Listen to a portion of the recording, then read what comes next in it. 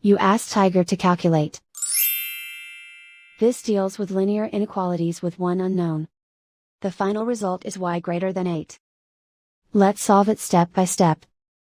Group all y terms on the left side of the inequality. Subtract 2y from both sides.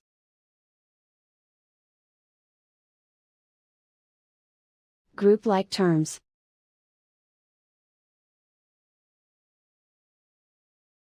Simplify the arithmetic.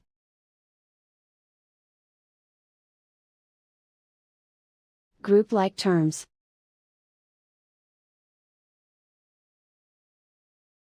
Simplify the arithmetic.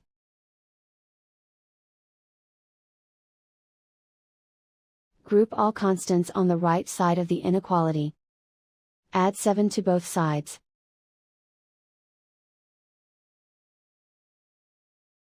Simplify the arithmetic.